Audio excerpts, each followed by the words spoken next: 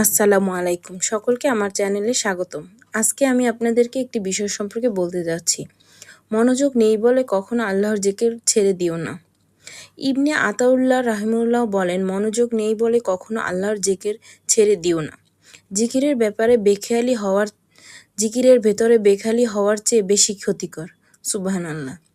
কত মানুষ জিকিরের মাধুর্য থেকে বঞ্চিত হয় কারণ তারা ভাবে শুধু ঠোঁট নেড়ে কিছু কথা উচ্চারণ করে লাভ কি, যদি এতে আন্তরিকতাই না থাকে।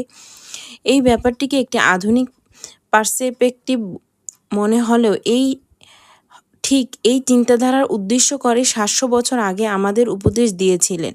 জিকিরের ব্যাপারে জিকিরের ভেতরে বেখালি হওয়ার চেয়ে বেশি ক্ষতিকর। আপনি যখন জিকিরের জগতে প্রবেশ করবেন, এর মাধুর্যতার স্বাদ পেয়ে যাবেন, আপনি তা কোনোদিনও ছাড়বেন না। চারপাশের মানুষ যখন দুনিয়ায় ব্যস্ত, মত্ত, গাড়ি বাড়ি ধন দৌলতের পিছনে অবিরাম ছুটছে, তখন আপনি যদি নিজেকে সেখান থেকে সরিয়ে নিয়ে এসে আপনার সৃষ্টিকর্তার স্মরণে কিছুটা সময় কাটাতে পারেন, তার তসবিহ পাঠ করেন, তার প্রশংসা করেন, তার কাছে দোয়া করেন এবং কৃতজ্ঞতা প্রকাশ করেন, আপনি অন্তরে যে প্রসন্নতা অনুভব করবেন তা আর কোনো কিছুর সাথে তুলনা করবেন না।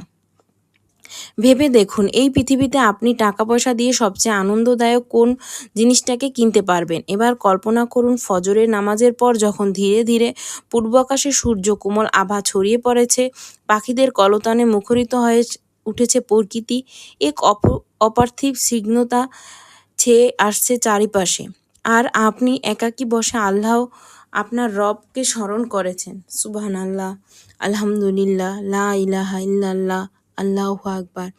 বাহ্যিক কোনো কিছুর সাথে কি এই অভিজ্ঞতার তুলনা হয়? অথচ এই আমলগুলো সবাই করতে পারে না। কত মানুষের এখনও তার রবকে খুঁজে পায়নি, তাই তারা জিকির থেকে বঞ্চিত। কত মানুষ রবকে জেনেও তৌফিকের অভাবে জিকির থেকে বঞ্চিত। আর কত মানুষ এই কারণে জিকির থেকে বঞ্চিত যে তারা এক ধাপই অতি আধ্যাত্মিক কোনো অভিজ্ঞতা পাওয়ার আশা করছে, অথচ আল্লাহর নিকট লাভ করতে হবে ধাপে ধাপে বহু সাধনার পর।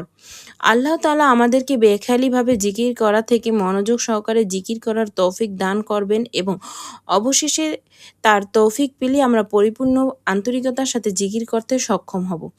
কিন্তু এক দীর্ঘ যাত্রা, যে যাত্রার মাধ্যমে আমাদের গোটা অন্তর পরিবর্তন হয়ে যাবে।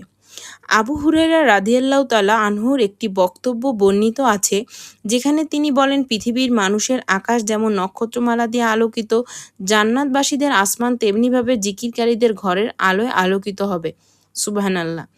উমর বিন আবদুল্লাহ আল মাদানী রাহিমাহুল্লাহ বলেন, কিয়ামতের দিবসে যখন মানুষ প্রতিটি আমলের প্রতিদান দেখতে পাবে, তারা জিকিরের চেয়ে বেশি সওয়াব আর কোনো কিছুতেই দেখতে পাবে না, এবং মানুষ তখনই আফসোস করে বলবে, জিকিরের চেয়ে সবচেয়ে সহজ আর কী বা ছিল? সত্যি ভেবে দেখুন তো, আর কোন আমল আছে যা আপনি শুয়ে বসে দাঁড়িয়ে চলাফেরার সময় কাজে ফাঁকে সব অবস্থায় করতে পারবেন? হয়তো কাজটা এতটা সহজ বলেই আমরা অনুধাবন করতে পারছি না। এর পুরস্কারও কতটা বিরাট, অথচ একভাবে চিন্তা করলে আমাদের গোটা অস্তিত্বের উদ্দেশ্য হলো জিকির। কারণ জিকির হলো আল্লাহকে স্মরণ করা, তার নৈকট্য লাভ করা। বান্দার জন্য তার রবের নৈকট্য লাভের চেয়ে উত্তম কাজ আর কি হতে পারে? সামনে আমাদের রমাদান মাস আসছে। আমরা এই অভ্যাসটা গড়ে তুলতে পারি, যাতে আমাদের রমজান মাসের জন্য এই অভ্যাসটা আমাদের জন্য সুফল হয়ে হয়। ঠিক তেমনিভাবে রমজান মাস চলে যাবার পর এটি আমাদের আমৃত্যু চালিয়ে যাব। পবিত্র কোরআন শরীফে পাঠ করা হলো শ্রেষ্ঠ জিকির, যা আমাদের প্রতিদিন অন্তত কিছুটা সময় পাঠ করা। সন্ধ্যার জিকির রয়েছে অপরিসীম কল্যাণ। আমাদের জীবনে প্রতিটি মুহূর্তে জিকিরের দরজা খোলা এবং প্রতিটি বান্দাই আমন্ত্রিত। আমাদের জীবন হলো একটি তসবির মতো, এর এক একটি মুক্ত হলো আমাদের এক একটি নিঃশ্বাস। যেদিন নিঃশ্বাস ফুরিয়ে যাবে, সেদিন এই জীবন শেষ হয়ে যাবে। এই সীমিত নিঃশ্বাসগুলোকে আল্লাহর জিকিরের মতো মহিমান্বিত আমলের পিছনে ব্যয় করার চেয়ে উত্তম আর কী হতে পারে? আলহামদুলিল্লাহ, লা ইলাহা ইল্লাল্লাহ, আল্লাহু আকবার, সুবহানাল্লাহ, আলহামদুলিল্লাহ, লা ইলাহা ইল্লাল্লাহ, আল্লাহু আকবার, সুবহানাল্লাহ, আলহামদুলিল্লাহ, লা ইলাহা ইল্লাল্লাহ, আল্লাহু আকবার, সুবহানাল্লাহ, আলহামদুলিল্লাহ, লা ইলাহা ইল্লাল্লাহ, আল্লাহুম্মা সাল্লি আলা সাইয়্যিদিনা মুহাম্মাদ। আস্তাগফিরুল্লাহ আতুবু ইলাইহি লা হাওলা ওয়ালা কুওয়াতা ইল্লা বিল্লাহিল আলিয়্যিল আযীম।